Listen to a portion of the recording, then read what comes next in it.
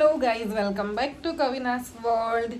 આજે છે ટ્યુઝડે અને બે પ્રોબ્લેમ થઈ ગઈ છે. હવે શું એ હું તમને કહું.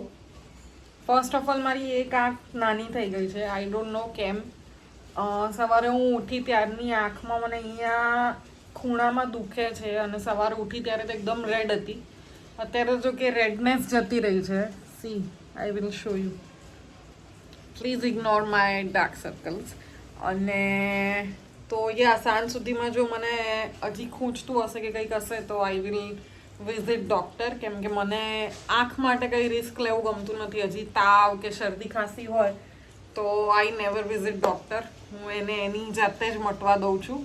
બટ આંખ માટે કોઈ રિસ્ક નથી લેવું, જતી જઈશ. અને વંશુને પણ આઈ ડોન્ટ નો, સવારે ઉઠે ને ત્યારે એની આંખ પણ રેડ હોય છે અને એને ખબર નહીં અહીંયા આંખની આઈ લેશિસ ઉપર કંઈક થયેલું હોય છે સવારે ઉઠે ત્યારે.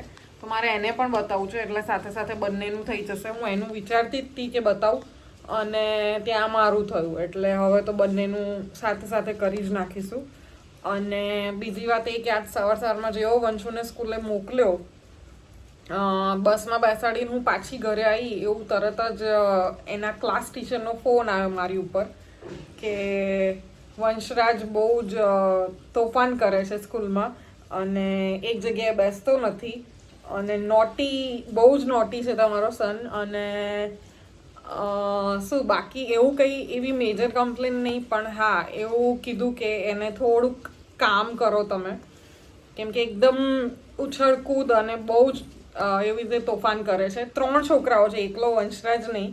3 એક જ બસમાં જાય છે. એટલે વંશરાજ, વંશ અને ક્રિશિવ કરીને 3 છોકરાઓ છે. 3નું નામ મને કીધું કે 3ને હું અલગ અલગ બેસાડું તો પણ ભેગા થઈ જાય છે ગમે ત્યાંથી.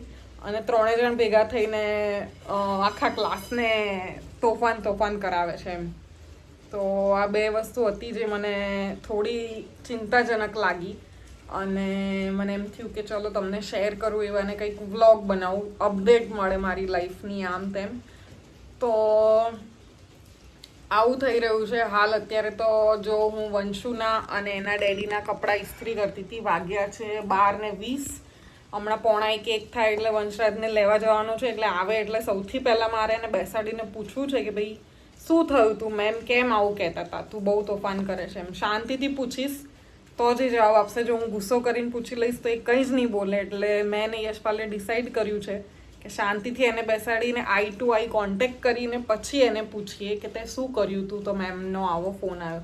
કેમ કે આવો ફોન નાની વાતોમાં તો આવે નહીં, આઈ ડોન્ટ થિંક. અને બાકી બીજું એ બી હતું કે એમના એક ફેકલ્ટી ઓછા હતા, એટલે એ એકલા જ હતા આખા ક્લાસ વચ્ચે. એટલે એમને આટલા બધા છોકરાઓને આઈ થિંક સાચવવામાં ટફ થતું હશે. બાકી એ કહેતા હતા કે આજથી હવે અમારા નવા એક બીજા મેમ્બર પણ આવી ગયા છે, તો હવે પ્રોબ્લેમ નહીં થાય. કેમ કે મેં તો એમ જ કીધું કે તમારે થોડુંક ધ્યાન રાખવું જોઈએ, છોકરાઓ આવું કરે તમે સ્ટ્રિક્ટ થાઓ, આઈ ડોન્ટ માઇન્ડ એમ. તો એ કહે કે મેં એને એવું કીધું હતું કે મેં આપકી મમ્મા કો કોલ કरूँगी. એટલે થોડીક વાર શાંતિથી બેઠો, પછી પાછું એવું ને એવું ચાલુ કરી દીધું એમ. એટલે આઈ સાઈડ ઓકે, હું પણ એને સમજાવીશ અને તમે પણ થોડુંક સ્ટ્રિક્ટ રહો એમ. તો એવી હતી વાત. અને વંશુનો સ્કૂલ ડ્રેસ અને યશપાલના 2 શર્ટ જસ્ટ મેં ઇસ્ત્રી કર્યા, કેમ કે નીચે ઇસ્ત્રીમાં આપીએ ને તો 2 દિવસ 3 દિવસ આવે છે ને એવામાં પછી મજા નથી આવતી. એટલે એક બે જે રીતે શર્ટ થતા જાય તે હું ઇસ્ત્રી કરતી જાઉં, સાથે સાથે વંશુનો સ્કૂલ ડ્રેસ પણ કરી નાખું. So I will show you. Wait. તો અહીંયા થઈ ગયો છે વંશુનો સ્કૂલ ડ્રેસ ઇસ્ત્રી, 2 શર્ટ ઇસ્ત્રી. અને ગાઈસ સી, મારે ટોવેલ્સ કેવી રીતે લગાવવા પડે છે, બિકોઝ કપડાં બધા સૂકવ્યા છે. આજે વરસાદ ફૂલ છે એટલે બહાર સૂકવ્યા હતા નહીં ને તો પણ ટોવેલ્સ હજી બધા થોડા વેટ લાગે છે મને. એટલે હું બેઠી હતી. અત્યારે તો મેં ફેન ઓફ કર્યો, વ્લોગ લેવો તો એટલે. પણ હમણાં ચાલુ કરી નાખીશ અને પછી આ સુકાઈ જશે. અને હા, વરસાદ આટલો આવે છે તો પણ ખાલી વ્લોગ લેવા માટે મેં પંખો બંધ કર્યો હતો તો પણ મને ગરમી થઈ ગઈ.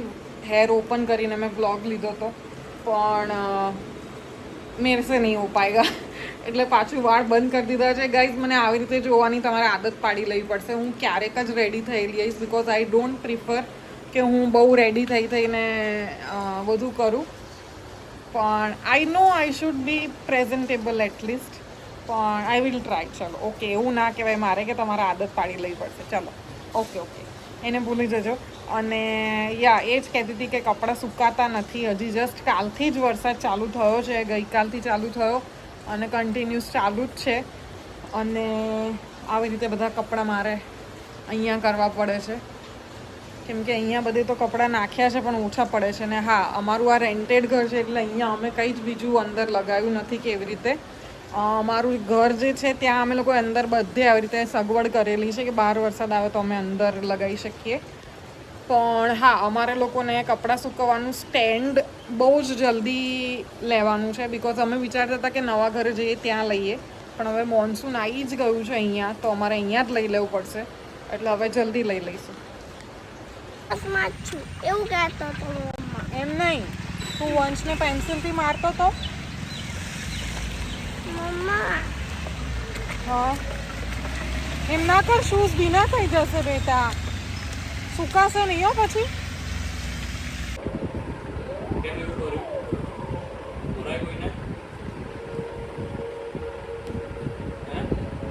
તે વંશને માર્યું તું બેટા?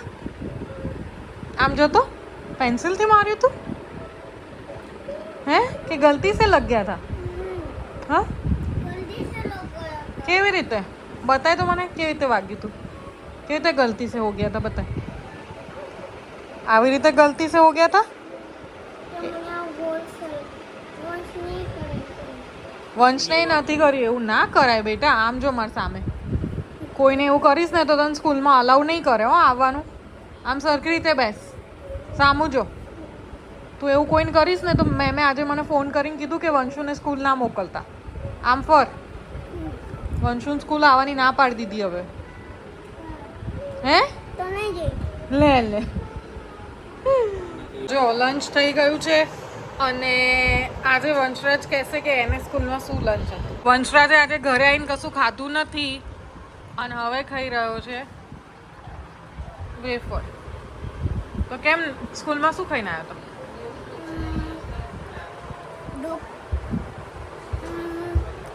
ढोकला ઢોકળા કેવા હતા? કેવા કલરના હતા? वाइट। વ્હાઈટ. અચ્છા ઓકે, એટલે ભાઈ આજે ખાતો નથી. જનરલી તો ઘર સ્કૂલે ખાઈને નથી આવતો, એટલે ઘરે અમે ખવડાવીએ છીએ, પણ આજે બિલકુલ જ ના પાડે છે ખાવાની, સો નથી ખવડાવ્યા. Later that same evening. Guys, થઈ ગઈ છે ઇવનિંગ. હું આજે બપોરે 2:30 થી 5:30 સૂઈ જ રહી, બિકોઝ મને આંખમાંય બહુ દુખતું હતું અને થોડું બોડી એક પણ થાય છે. ને આઈ થિંક હું બહુ સૂઈ રહી ને એટલે મને વધારે પડતું બોડી એક થવા માંડ્યું છે. થોડું બોડી વોર્મ પણ થઈ ગયું છે. હવે લેટ સી, રાત્રે સુધીમાં બહુ એવું લાગશે તો દવા લઈ આવીશું જ, બિકોઝ સહન થશે નહીં તો ખોટું હેરાન થવાશે. અને વંશુભાઈ આજે સૂઈ ગયા છે 2 કલાક, એટલે રાત્રે 12 વાગ્યા સિવાય સુવાના નથી, એટલે એ લમણા લેવાના છે રાત્રે. એટલે આપણે થોડીક તાકાત જોઈશે. તો અચાનકથી વાતાવરણ પણ એકદમ ઠંડુ થઈ ગયું છે અને ડોન્ટ નો એની લીધે કદાચ મને એવું થઈ ગયું, અને આટલું બધું સૂઈ રહી એની લીધે પણ બોડી જકડાઈ ગયું હોય એવું લાગે છે. લેટ સી, બહુ એવું લાગશે તો લઈ આવીશું. અત્યારે તો ટેમ્પરેચર ચેક કર્યું 101.4 છે. હવે એનાથી વધારે જો થશે તો આપણે દવા લેવા જશું, અધરવાઇઝ આટલું તો મારાથી બેરેબલ છે. તો ગાઈઝ, આજે તબિયત સારી નથી એટલે સબ્જી ઓનલાઈન મંગાવી લીધી છે, રોટલી મેં બનાવી નાખી છે. હવે લેટ્સ હેવ ડિનર. યશપાલને કોલ કરું, આવ્યા નથી હજી. આજે મેં પહેલી વાર અહીંયાથી ટ્રાય કર્યું, ઝોમેટો જ કર્યું છે, બટ સરસ પેકિંગમાં આવ્યું. I like it. C guys, એના જો સાથે શું આવ્યું? ફ્રાય, આવા ભૂંગળા આવી ગયા. સબ્જી તો આવી જ છે સારી. ચાલો ખાઈ લઈએ. ગાઈઝ, આજે પ્લાન હતો એકચ્યુઅલી આનો. કાલે અમે નાસ્તો લેવા ગયા હતા સોનલબેન ખાખરાવાડામાં, તો ત્યાંથી આ લઈને આવ્યા હતા બાસ્કેટ ચાટ. ઈચ્છા હતી કે આજે આ બનાવું, પણ સાંજ પડે I was feeling so much low, એટલે પછી આ કેન્સલ કર્યું. ખાલી રોટલી કરીને સબ્જી મંગાવી દીધી અને ડોલો લઈ લીધી. Now I am all good. તરત બધી જ ગરમી નીકળી ગઈ. જો because I was not well, Yashpal is taking me out for a drive. આટો મારવા જઈએ છે. વંશુની વેટ કરું છું. Yashpal is already left. હવે જોઈએ.